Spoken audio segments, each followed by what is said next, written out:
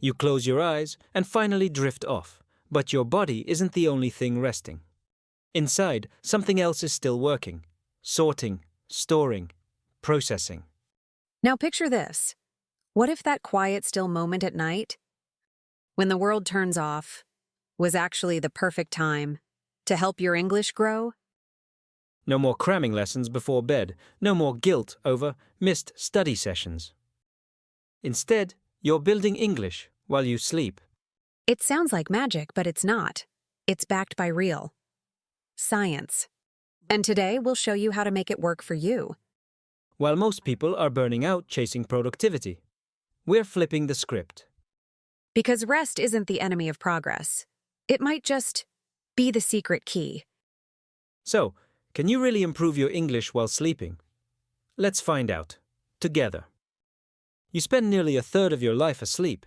But what if that time didn't have to be unproductive? Let's be clear, we're not promising some overnight fluency miracle.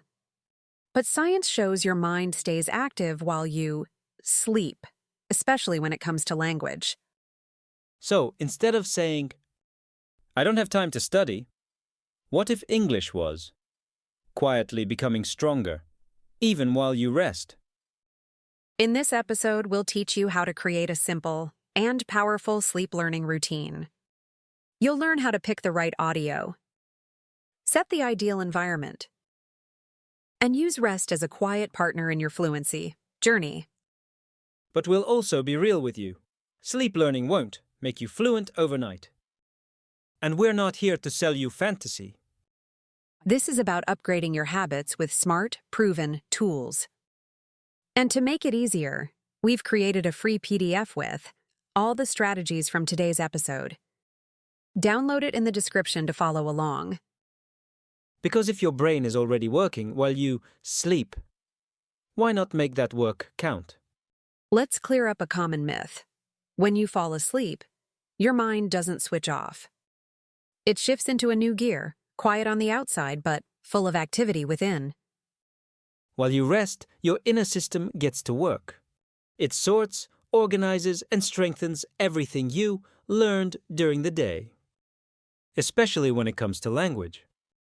It's like doing mental housekeeping, storing what matters and clearing what doesn't.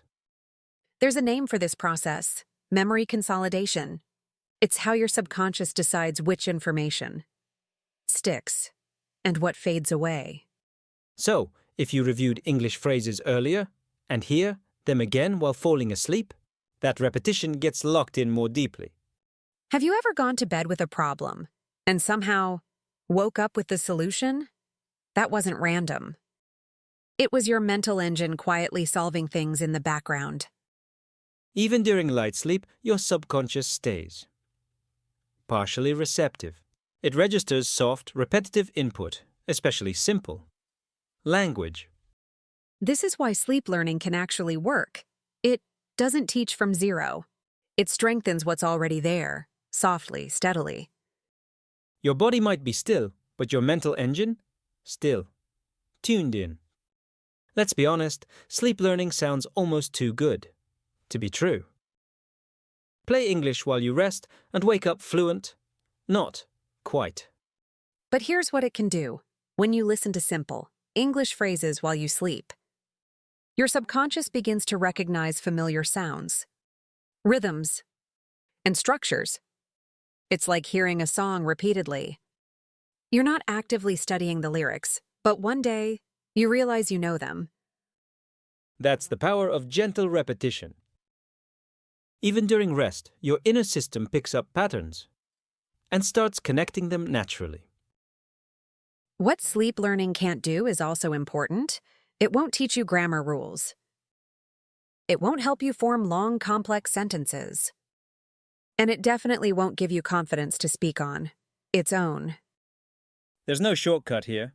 You still need practice, awake, speak, write, reflect. That's how deep language mastery happens. But don't underestimate sleep learning.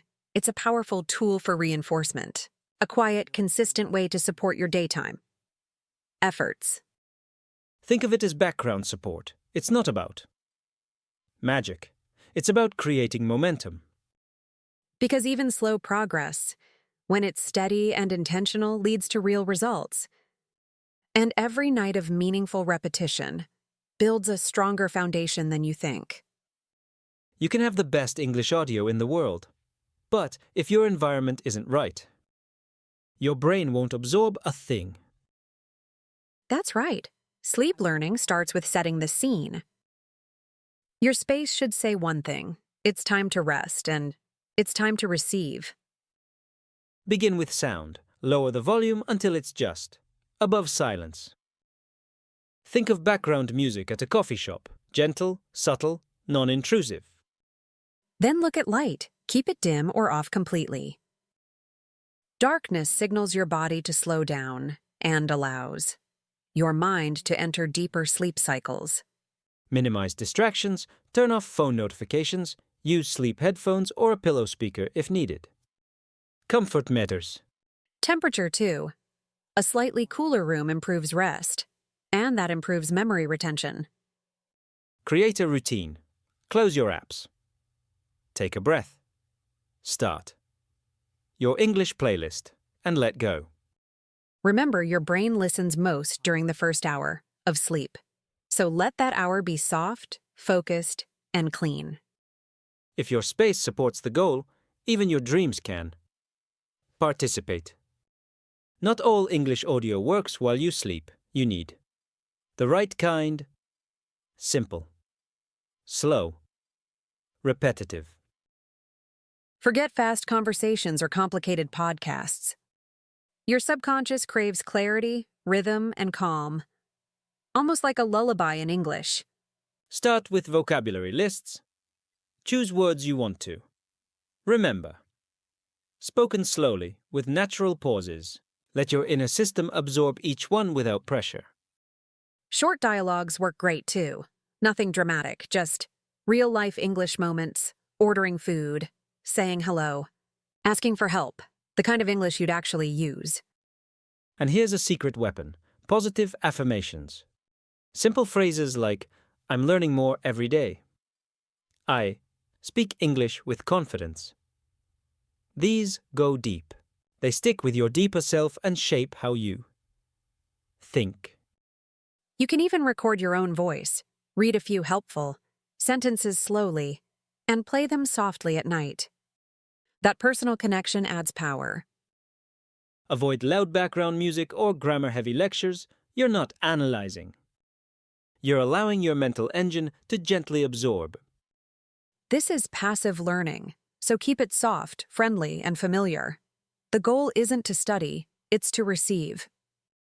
Because even when you're resting, what enters your system matters. Make sure what it hears helps you grow. Let's take a quick break to highlight a few key words from the first part of this episode. These words help you talk about how sleep supports learning and how to build better habits around it. Rest. Definition: a period of relaxation or sleep that helps the body and mind recover. Example: instead of forcing late-night study, I now let rest become part of my English practice. Reinforce. Definition: to strengthen or support something, especially through repetition. Example: listening to the same English audio at night helps reinforce what I learned during the day. Habit. Definition: a regular action or behavior that's repeated over time. Example: making sleep learning a habit improved. How much English I remembered. Phrase. Definition: a small group of words that express a single idea. Example: I listen to simple English phrases in my sleep to get used to how they sound. These words aren't just vocabulary. They're part of how you build fluency, even while you rest. So try using them when you describe your routine and when you encourage others to make sleep learning part of their journey too. You can have the best English audio in the world, but if your environment isn't right, your mental engine won't absorb a thing. That's right. Sleep learning works best when your body feels safe and your mind is free from distractions. So let's set the scene. Start with sound. Lower the volume until it's just above silence. Think of it like soft music playing in the distance. Gentle, subtle, non-intrusive. Then light. Keep it low or turn it off completely. Darkness helps your subconscious shift into a deeper, more receptive state. Next, distractions. Turn off your phone notifications, use sleep headphones or a small pillow speaker. Create calm and comfort. Don't forget temperature. A slightly cooler room improves sleep quality, and that improves how well your inner system stores information. Now create a routine. Close your apps. Take a deep breath. Press play on your audio. Then, let go. The first hour of rest is key. That's when your subconscious is still listening. So let it hear something useful, something kind. Because when your environment supports your intention, even your dreams can start practicing English. Let's be honest, most people who try sleep learning give up, not because it doesn't work, but because they do it the wrong way. The biggest mistake? They expect a miracle. One night of listening and boom, instant results. That's not how your mind works. Your brain is smart, but it's not magic. Sleep learning supports what you already know. It reinforces. It doesn't replace real practice. Another mistake? Choosing the wrong material. People play fast podcasts, grammar lectures, or random YouTube videos. But your sleeping brain doesn't want complexity. It wants rhythm and simplicity. Also, no routine. They try it once, then forget. Sleep. Learning is like brushing your teeth. One night doesn't change much, but every night, that builds results. And here's a subtle one. Doubt. If you fall asleep thinking, this probably won't help me, your brain listens. That belief becomes a block. Your thoughts at bedtime shape your learning. That's why positive affirmations are so powerful. They build a mindset of growth, even in your dreams. So if you've tried before and felt nothing, you probably weren't doing it the right way. Good news? Now you know better. And that means your next night of sleep can actually move you forward, even if just a little. In the next chapter, we'll show you how to craft the perfect audio playlist and what kind of English content works best while you sleep. Most learners don't fail because they're lazy. They fail because they choose the wrong tools. And when it comes to sleep learning, your audio choice can make or break the results. Your brain at night isn't craving a TED Talk. It's craving simplicity, repetition, soft, structured language that doesn't confuse your resting mind. So what should you listen to? Start with slow. Vocabulary lists. Think apple, banana, orange. Clear, gentle, spaced, out. Let the words breathe. Next, short English dialogues. 2 voices, friendly, tone, nothing dramatic, just everyday situations. Ordering coffee, asking for directions, something you'd actually use. Affirmations are powerful too. Positive phrases like, I'm learning more every day. I speak English with confidence. Simple, repeated, empowering. Want variety? Try relaxing English podcasts. Look for ones with slow narration.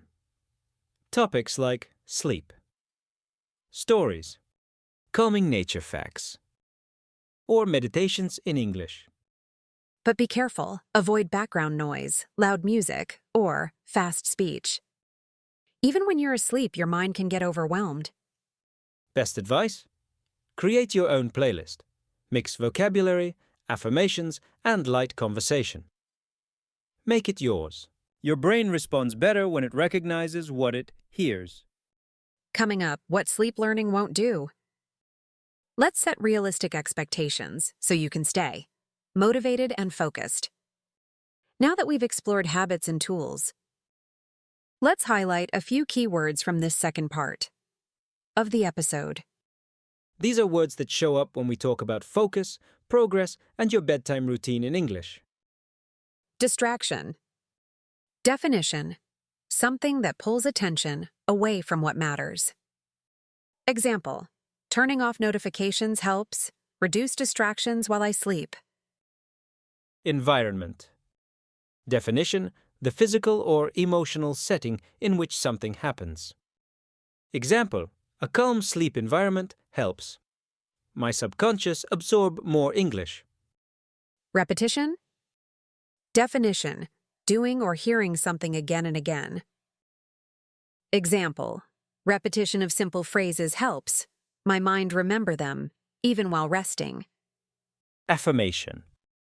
Definition: a positive statement that reinforces belief or motivation. Example: I play affirmations like, I'm improving my English to stay focused while I sleep.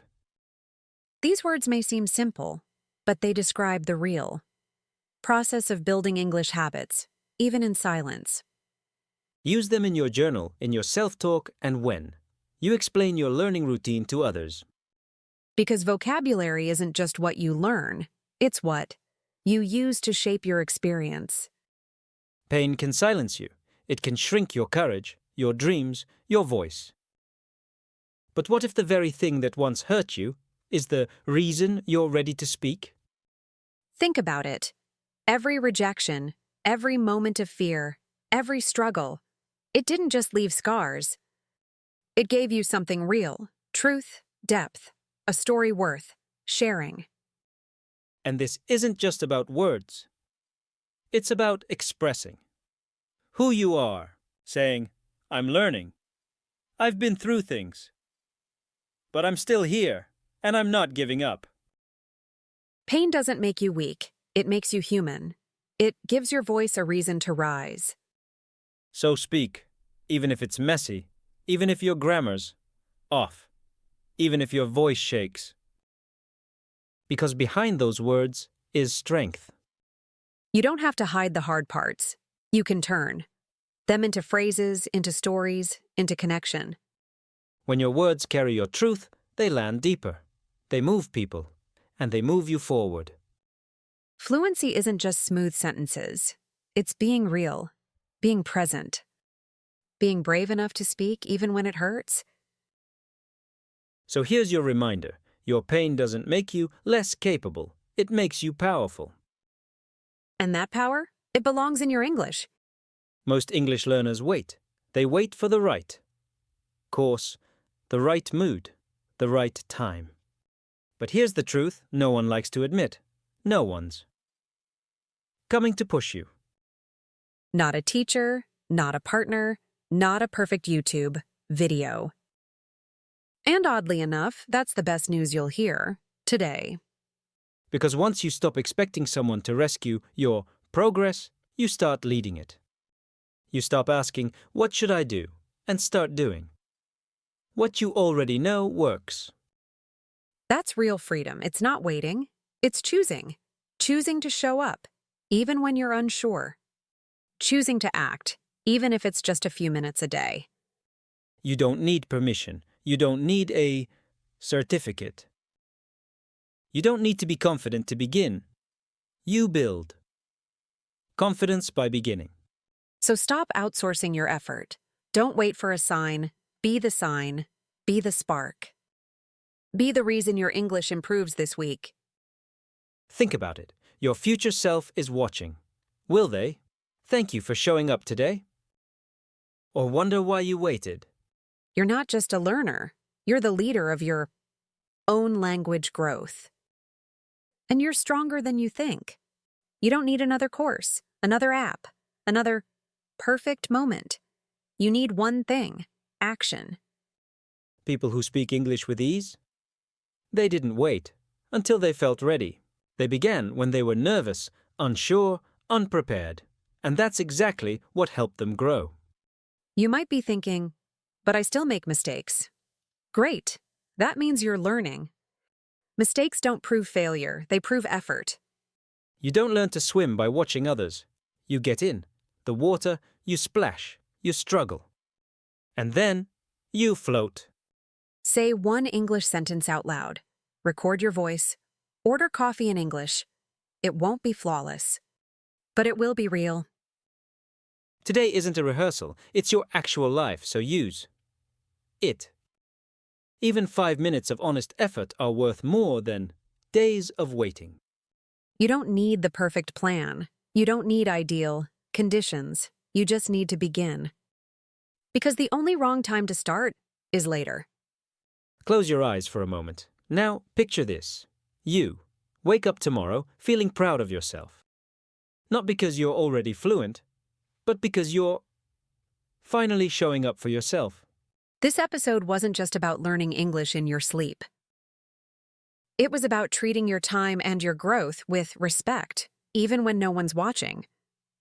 Even when your eyes are closed. You now have the tools, the routines, the truth, but none of that matters without action.